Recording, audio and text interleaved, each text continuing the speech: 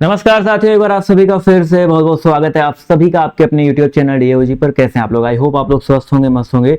तो चलिए आज के सेशन को स्टार्ट करते हैं। तो लास्ट मैंने जो वीडियो बनाया था 16 तारीख को, जहां पर मैंने आपको बताया था कि जिसको कॉलेज नहीं पसंद है उनके लिए क्या है, सेकेंड राउंड कब से शुरू होगा, उनके लिए क्या है, उनमें बहुत सारे जो है कॉमेंट बार बार आ रहे थे। ठीक है, आप सभी को पता है यूपी बीएड की जो काउंसलिंग है चल रही है। बहुत सारे और भी स्टेट, जैसे बिहार स्टेट के बहुत सारे स्टूडेंट हैं जिन्होंने जो है यूपी बीएड का फॉर्म भरा था, इस बार वो भी काउंसलिंग करवा रहे हैं। ठीक है, उनके भी कॉमेंट बार बार यहाँ पर आ रहे हैं। तो एक सवाल ये बन रहा था कि क्या अगर कोई बिहार का स्टूडेंट है, अगर उसका मूल प्रमाण पत्र बिहार का है, वो यूपी से बीएड करता है, 2026 वाला कोई है तो भी ध्यान दीजिएगा, तो क्या वो बिहार में कोई वैकेंसी आती है तो उसको बिहार का मूल निवासी माना जाएगा? जी हाँ, आप बीएड आप कहीं से भी करो। ठीक है, अगर आप बिहार, आपका मूल निवास प्रमाण पत्र जहाँ का बना होता है, आपको निवासी वहीं का माना जाता है। ठीक है, तो ये आप दिमाग छोड़ दिए, मैं यहाँ से बीएड करूँगा तो मेरे स्टेट में कोई वैकेंसी आएगी तो मैं वहाँ का तो नहीं हो जाऊँगा, ऐसा कुछ नहीं होता भाई। ठीक है, अब यहाँ पर देखिए एक सवाल ये आया था, एक बहुत सारे लोग के सवाल आ रहे हैं, सर मुझे कॉलेज बहुत दूर मिल गया है, मुझे वो कॉलेज नहीं लेना है तो अब क्या करें? तो भाई आपको रिकाउंसलिंग करवानी पड़ेगी। फिर से आपको 5,000 रुपये जो दिए थे आपने, वो आपको फिर से काउंसलिंग की फीस में जो है 750 रुपये वो आपको जो है जमा करना ही करना पड़ेगा। मैंने आपको सेकंड राउंड बताया था। ठीक है, अभी जब रजिस्ट्रेशन स्टार्ट होगा तो मैं आपको एक बार फिर से वहां पर वो चीजें जो है क्लियर करके बताऊंगा कि एक्चुअल में जो है गाइडलाइन में जो है क्या क्या चीजें दी गई हैं, किस किस तरीके से जो वहां पर चीजें आपको देखने को मिलेंगी। ठीक है, मैं यहाँ पर देखिए सिंपल सी बात है, मैंने बहुत बार ये चीज आपको क्लियर करके बहुत अच्छे तरीके से बताया था कि जो आपका सेकंड राउंड काउंसलिंग, देखो यहाँ पर सेकंड राउंड काउंसलिंग। ठीक है, चलिए 1 मिनट रुक जाइएगा भैया, सेकंड राउंड काउंसलिंग की मैं आपको यहाँ पर दिखा देता हूँ भैया।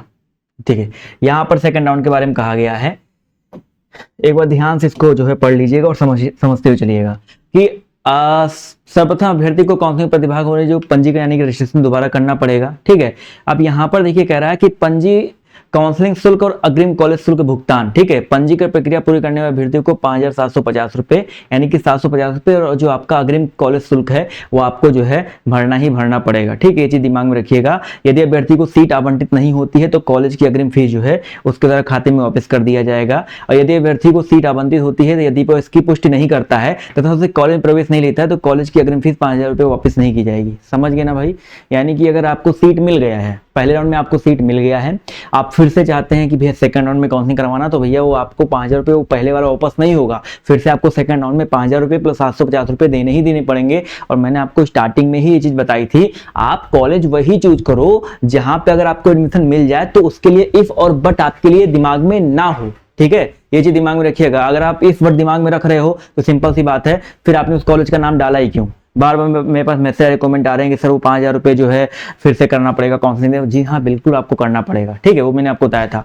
बहुत सारे लोग के ये भी सवाल आए थे, सर मैंने जो है यूपी बीएड का फॉर्म नहीं भरा है, तो अगर मुझे एडमिशन लेना है, मैंने बिहार इस बार कोई भी एंट्रेंस एग्जाम नहीं दिया, मुझे वहां पे एडमिशन लेना है तो क्या किया जाए? तो मैंने आपको बताया था, अगर आप डायरेक्ट एडमिशन चाहते हैं बिना एंट्रेंस वाला, ठीक है, देखिए यूपी में भी डायरेक्ट एडमिशन होते हैं, तो मैंने उसको बताया था वो 13 सितंबर से होगा। तो यूपी में जब डायरेक्ट एडमिशन स्टार्ट होगा, अगर आपको कहीं कॉलेज नहीं मिला होगा, आपने एंट्रेंस एग्जाम दिया होगा, तो आप मुझसे डायरेक्टली कॉन्टेक्ट कीजिएगा, मैं आपको बताऊंगा कि आपको डायरेक्ट एडमिशन जो है कहाँ पे लेना है कम फीस में, वो तो मैं बताऊंगा। लेकिन अगर आपने इस बार 2025 में बीएड का एंट्रेंस एग्जाम नहीं दिया है, नहीं फॉर्म भरा है, और आप फिर से जो है एडमिशन लेना चाहते हैं, इस साल ही एडमिशन लेना चाहते हैं, अगर आपका ग्रेजुएशन में 50% है तो आप लोग डायरेक्ट एडमिशन ले सकते हैं। मैंने आपको बताया था बिना एंट्रेंस एग्जाम के झारखंड में आप झारखंड कह रहा हूं, हरियाणा में जो है आपका एडमिशन चल रहा है, जहां पे आपको जो है 100% एनसीटी अप्रूव्ड जो है कॉलेज मिलेंगे। आपको कोई भी आपको एग्जाम टाइम में आपको हॉस्टल देना मिल जाएगा, वहां पर एकदम एग्जाम जो है आपका ईयरली मोड में रहेगा। ठीक है,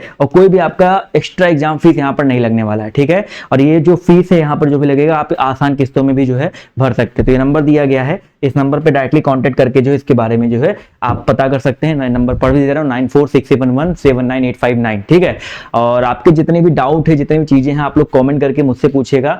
काउंसलिंग को लेकर के मैं डेली बेसिस पर अपडेट देता रहता हूँ, तो डेली बेसिस पर आपको जो है अपडेट देखने को मिलते रहेंगे। ठीक है, तो आज के सेशन में सिर्फ इतना ही। बाय बाय, टेक केयर, जय हिंद, जय भारत, धन्यवाद सेशन में जुड़ने के लिए।